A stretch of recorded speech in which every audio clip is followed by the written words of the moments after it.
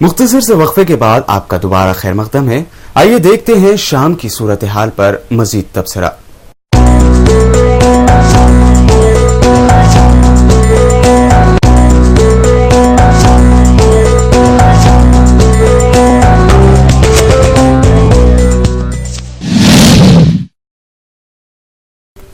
شام کی جنگ عرب بہار کا اثر تھی جو اب خوفناک صورت اختیار کر گئی ہے. اس خانہ جنگی میں سب سے زیادہ انسانی جانوں کا نقصان ہوا ہے. 1 لاکھ سے زائد افراد اس جنگ کا نوالا بنے ہیں. شام کی خانہ جنگی عربوں کو برسوں یاد رہے گی.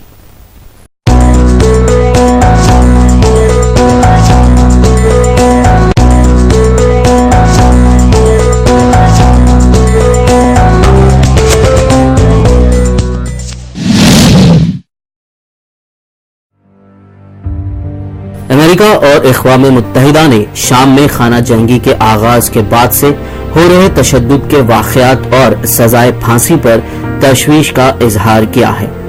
شام میں بغاوت کے آغاز سے جنگی قیدیوں پر منظم طریقے سے تشدد کرنے کی رپورٹس ملی ہیں. بتایا جاتا ہے کہ 11,000 افراد کو پھانسی دے دی گئی ہے. یہ رپورٹ خود اقوام متحدہ کو خوفزدہ کر رہی ہے. اس رپورٹ کو جنگی جرائم کے 3 سابق ججوں نے تیار کیا تھا. رپورٹ میں اس بات کے واضح شواہد پیش کیے گئے کہ شام میں بغاوت کے آغاز سے جنگی قیدیوں پر منظم طریقے سے تشدد کیا گیا اور ان میں سے 11,000 افراد کو پھانسیاں دی گئی تھی. رپورٹ اس باغی فوجی کے شواہد پر مبنی ہے جس نے مبینہ طور پر 11,000 قیدیوں کی 55,000 تصویریں افشاں کی تھی. تصاویر سے اندازہ ہوتا ہے کہ مہلوکین میں بیشتر کی اموات واضح طور پر فاقہ کشی کی وجہ سے ہوئی ہیں. ان کا کہنا ہے کہ بہت سے افراد کے جسموں کو باندھ کر ان پر پرتشدد کیا گیا اور ان کا گلا گھونٹ دیا گیا تھا. امریکہ نے کہا کہ یہ رپورٹ اس بات کی اہمیت کو ظاہر کرتی ہے کہ بشار الاسد کی حکومت کو برطرف کر دیا جائے. دوسری جانب حکومت شام نے رپورٹ پر عدم اطمینان کا اظہار کیا ہے. حکومت کا کہنا ہے کہ اس رپورٹ پر اعتبار نہیں کیا جا سکتا کیونکہ یہ رپورٹ خطر کے اشاروں پر تیار کی گئی ہے اور خطر شام کے باغیوں کی تائید کرتا ہے.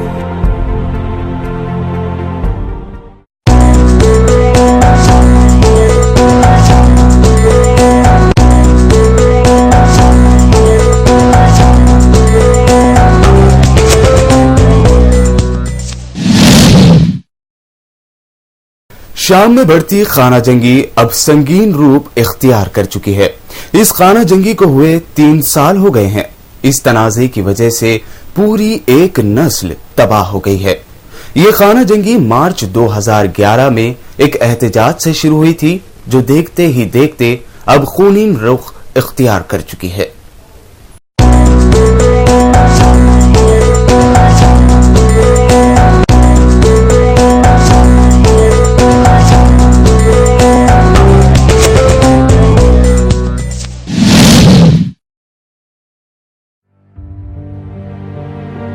شام کا تنازع بہت سنگین ہوتا جا رہا ہے.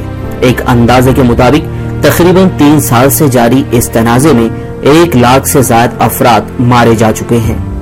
बताया जाता है कि शाम में तनाज़े की वजह से पूरी एक नस्ल तबाह हो चुकी है। इस तनाज़े का आगाज मार्च 2011 में सदर बशारुल असद के खिलाफ एक पुरअमन एहतजाज से शुरू हुआ, लेकिन देखते ही देखते इस पुरअमन एहतजाज ने बदतरीन खाना जंगी की शक्ल इख्तियार कर ली। कहते हैं कि इस तनाज़े की वजह से सदर बशारुल असद की फोर्सेस और बागी जंगजू एक तबाहकुन तातुल में फंस गए हैं, क्योंकि शाम में सरकारी अफवाज और बागी कोई भी इतना ताकतवर नहीं कि फतेह हासिल कर ले, और ना ही कोई इतना कमजोर हुआ कि उसे शिकस्त दी जाए। इस खाना जंगी को शुरू हुए 3 साल गुजर गए हैं। इस बीच इंसानी जानों का गैर मामूली नुकसान हुआ। इसके बावजूद जंग के खात्मे के कोई आसार नजर नहीं आ रहे हैं।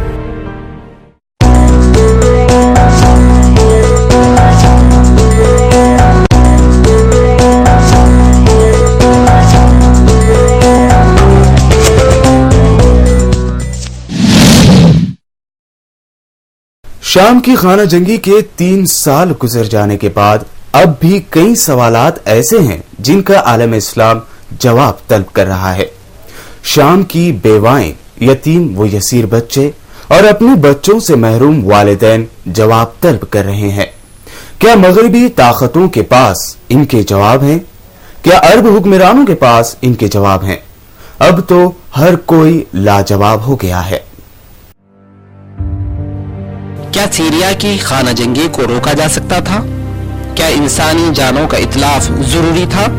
क्या लड़ाई के आगाज में ही मगरबी ताकतें मौसर इक़दामात नहीं कर सकती थी? क्या हो गया था दुनिया को जब सीरिया के अवाम ने दर्द भरी आह की? मगरिब की नींद तो उस वक्त टूटी जब शाम में जिहादी जंगजों ने हल्ला बोला। शाम की खाना जंगी में जो ही जिहादी ग्रुप्स ने अपनी पहली गोली दागी, मगरिब की ख्वाबीदा आंख अचानक बेदार हुई और मगरिब का बहादुर हड़बड़ा उठा। माहिरीन का मानना है कि अगर बैनुल-अक़वामी बरादरी 2011 में या फिर 2013 में केमिकल हथियारों के इस्तेमाल के वक्त कार्रवाई करती तो हजारों इंसानी जानों को बचाया जा सकता था।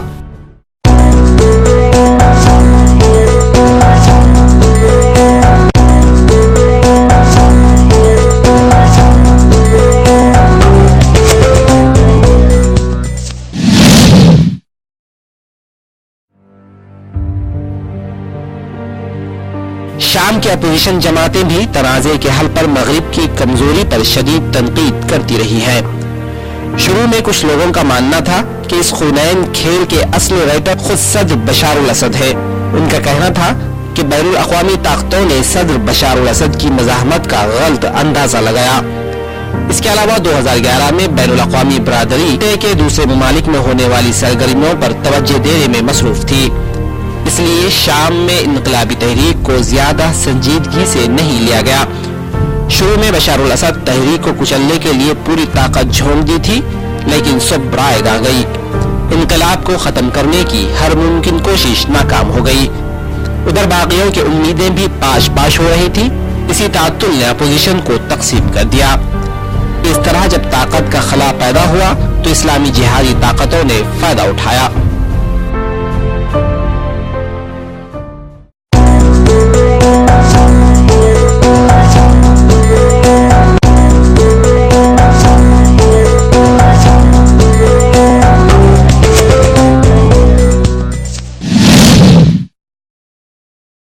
शाम की खाना जंगी को मगरिब की मुनाफिकाना तर्ज अमल ने बहुत ज्यादा संगीन बना दिया। सदर बशारुल असद के खिलाफ बोलने वाली ये मगरिबी ताकतें अब जिहादी तंजीमों से खौफजदा हैं, जबकि मासूम शामी बाशिंदे मदद की आस लगाए बैठे हैं।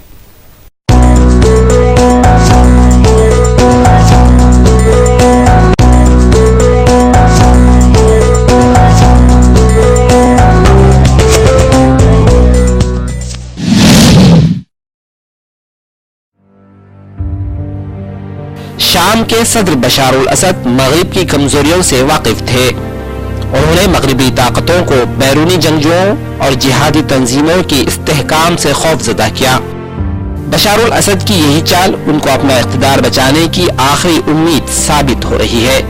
آج بھی جنگ جاری ہے. آج بھی صدر بشار الاسد سنی آبادیوں پر بے دریغ بمباری کر رہے ہیں. اب بھی فوج اور باغیوں کے تشدد میں معصوم لوگ مارے جا رہے ہیں. اب بھی ہر مسلح گروہ جنگی جرائم کا مرتکب ہو رہا ہے. اب بھی عالمی طاقتوں کی جانب سے کوئی کارروائی نہیں ہو رہی ہے. شام کے تنازع میں اپوزیشن نے اپنے پتے اچھی طرح نہیں کھیلے ہیں تو ان کے مقابلے میں بشار الاسد نے بھی خراب کھیل کا مظاہرہ کیا ہے. صدر بشار الاسد کی پالیسی اقتدار کو بچائے رکھنے کے لیے ہر ممکن اقدام کر رہی ہے. انہوں نے یہ صفاقانہ پالیسی اپنے مرحوم والد سے مستعار لی ہے. بشار الاسد کے والد حافظ الاسد نے 80 کی دہائی میں اپنے ہزاروں مخالفین کو ہلاک کر دیا تھا. اس وقت بھی بیشتر ملکوں نے اس پر توجہ نہیں دی تھی، لیکن اس دن کے مقابلے آج شام کی موجودہ حکومت کمزور ہے. یہ بھی درست ہے کہ شام کی خانہ جنگی اچانک ختم ہونے کی پیش گوئیاں غلط ثابت ہوئی، کیونکہ شام کی پشت پر طاقتور اتحادی روس، ایران اور لبنان کی تنظیم حزب اللہ کا ہاتھ ہے. بشار الاسد نے جہاں ایک طرف اپنی طاقت کو برقرار رکھنے کے لیے غیر ملکی طاقتوں کا سہارا لیا، وہیں اپنے دشمنوں کو تقسیم کرنے میں بھی کامیاب رہے.